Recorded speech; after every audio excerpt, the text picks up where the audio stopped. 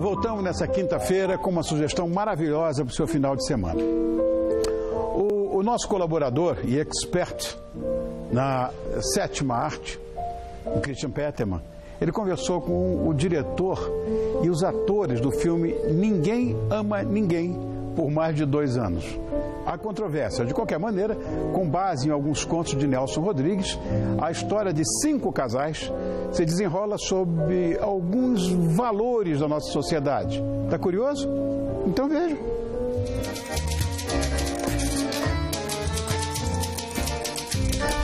Eu estou aqui no belo casarão da produtora Cine para conversar com a equipe elenco da estreia brasileira Ninguém Ama Ninguém por mais de 2 anos, que é o retorno do universo de Nelson Rodrigues ao escurinho do cinema. Ainda gosta do teu marido? Evidente. Eu não acredito. Tenha santa paciência, mas eu não acredito. Por quê?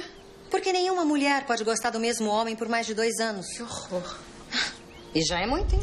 Estou aqui com Clóvis Mello, diretor estreante em longa-metragem justamente nesse projeto Nelson Rodrigues. Então, minha primeira curiosidade é saber o que te interessou em fazer esse amálgama de personagens e situações rodriguianas.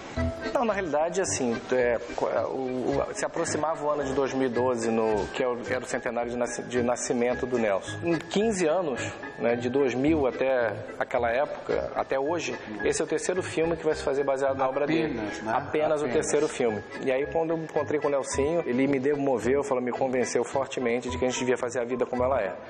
E aí foi assim que foi decidido. E a partir daí, a gente, de um universo de mais de 3.000 contos, a gente leu cerca de 200 contos e decidimos por esses 5. Não diria que são os melhores, nem os piores, nem os inéditos, mas os que atendiam ao recorte do desamor, que era uma coisa que a gente se propôs a cumprir. Recorte do desamor. Isso é interessante.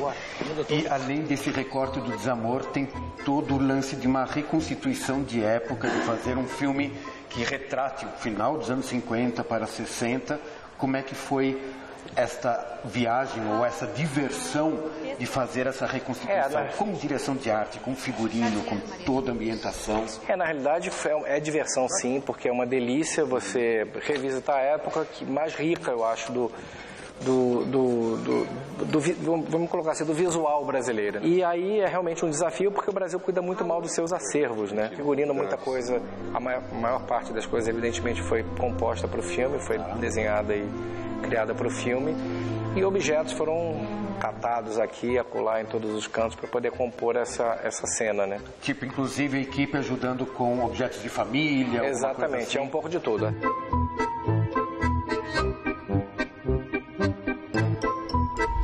O filme já começa passional, com créditos de abertura com tango, a trilha sonora, instrumental, vamos dizer, num tratamento quase clássico do instrumental que o cinema brasileiro sempre prezou.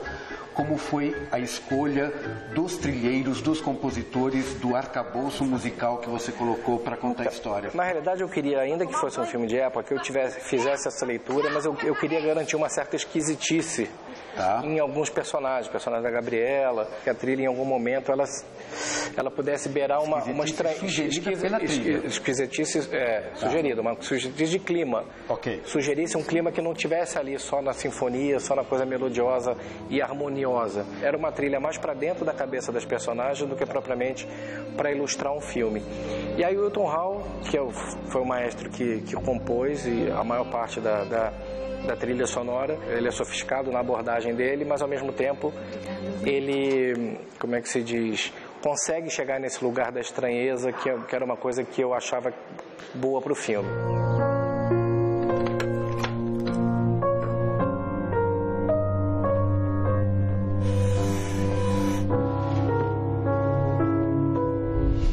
Marcelo Faria é um dos atores protagonistas do Ninguém Ama Ninguém por mais de 2 anos. Como é que foi mergulhar num personagem reprimido, num personagem que tem uma passividade muito grande em relação à futura esposa, em relação até ao próprio melhor amigo, ele vai se deixando levar. Como é que foi esse mergulho reprimido? Isso que é legal, porque Eu sou uma pessoa muito extrovertida, sou uma pessoa comunicativa e falo com todas as pessoas e tal.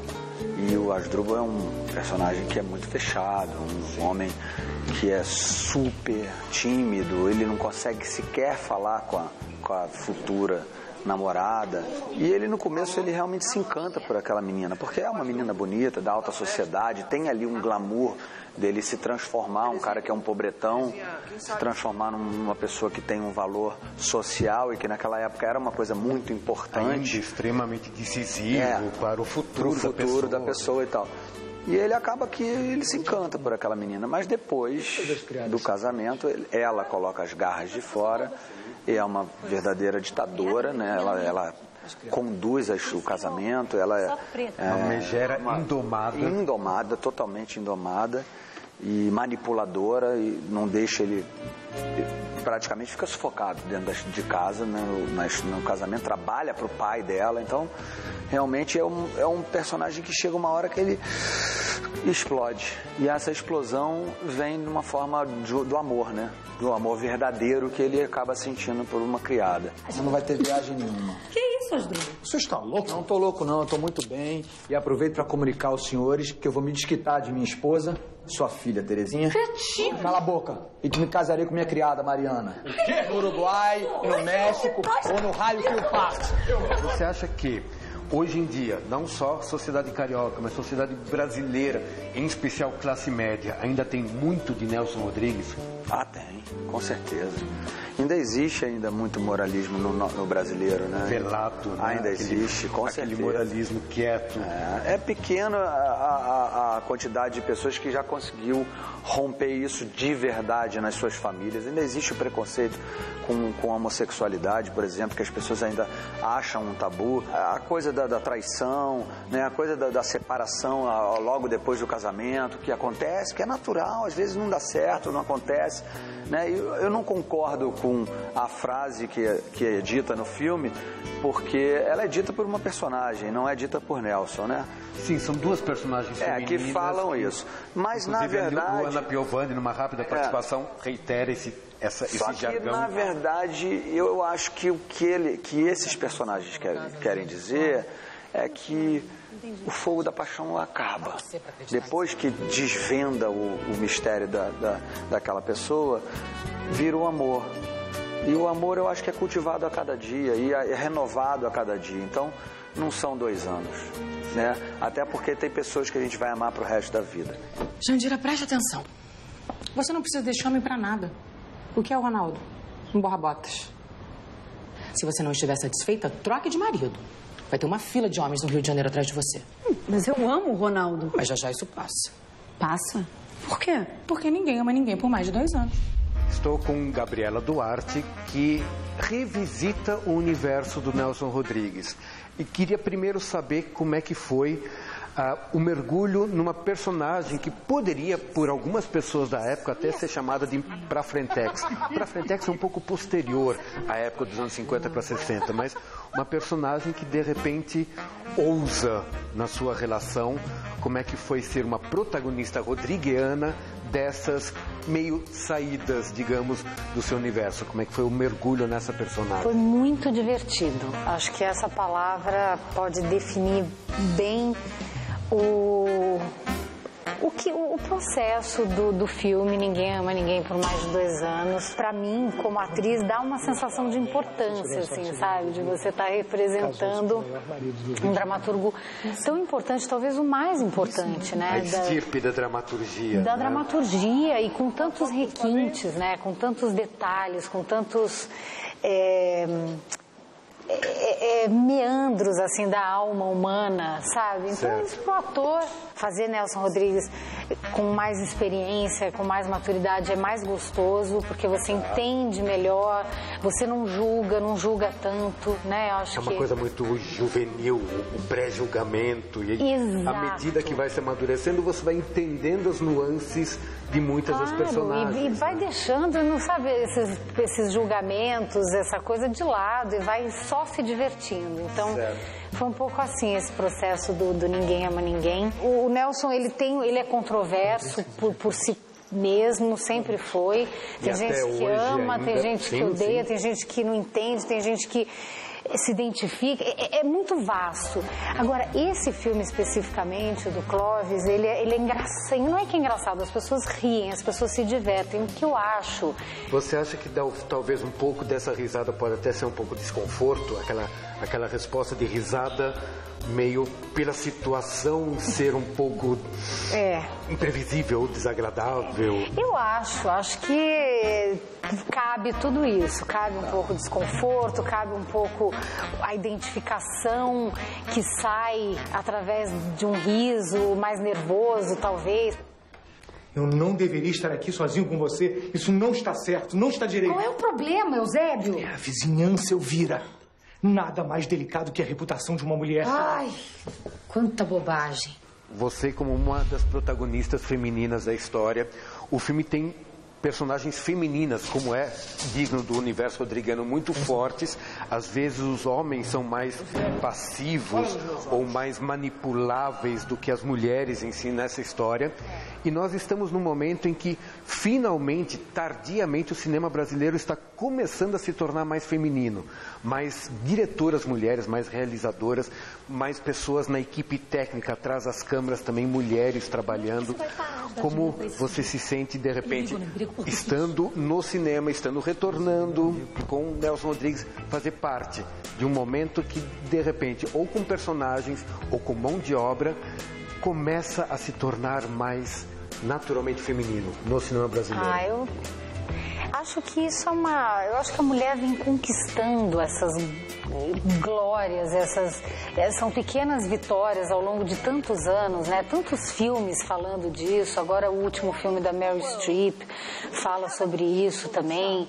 A Patrícia Arquette no Oscar, sabe? Certo. O discurso dela de agradecimento, colocando isso bem claro. Colocando como a igualdade de salários e tal. Então, eu acho que a mulher, ela vem conquistando isso há muitos anos, e cada pequena conquista é um legado, assim, que eu acho que a gente vai deixando para todas as gerações. Eu fico imaginando a minha filha, como vai ser, sabe? A geração da minha filha, que tem 8, 9 anos hoje. Então... Ela vai seguir a carreira? Ela já deu alguma pista? Olha, ela não é obrigada a nada, mas também, se quiser, vai ter todo o apoio do mundo. Mas assim, ela vai ser o que ela quiser, e espero com todos os direitos e com todos os possíveis e merecidos, entendeu? Pelas mulheres. Ainda acho que a minha personagem, a Elvira, é uma mulher que tem desejos e se atira, sabe, a ele, se dá o luxo de viver os seus desejos, mesmo sendo casada, mesmo tendo uma família. Ela não deve nada, não deixa dever nada como esposa, como mãe, mas ela é uma mulher que tem desejos e acha isso natural. Isso estamos falando na década de 50. 50 para 60, quando isso socialmente não era nada natural. Mas então, é uma porta-voz, um comportamento que deveria ser espontâneo e aceito. Eu acho maravilhoso. Sabe de uma coisa? De tanto que tu vens aqui, às vezes eu penso que eu tenho 2 maridos. No duro. Que piada infame, Elvira. Ih, ficou da cor do vinho, vermelhinho, vermelhinho. Eusébio é um tímido. Queria aproveitar para pedir para você convidar os espectadores do Todo Seu, de repente até falar rapidamente com o Rony, para convidar a assistir ao filme nos cinemas.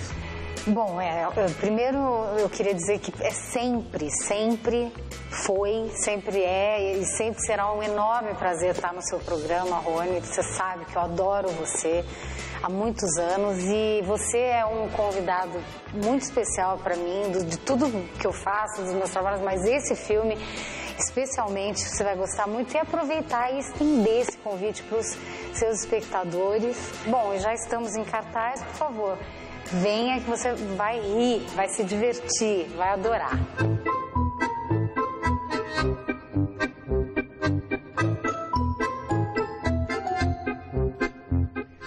Gabi, muito obrigado pelo seu carinho.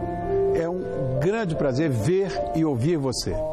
Eu desejo muito sucesso também ao Clóvis Melo, ao Marcelo. O filme está em cartaz bem aí na sua cidade.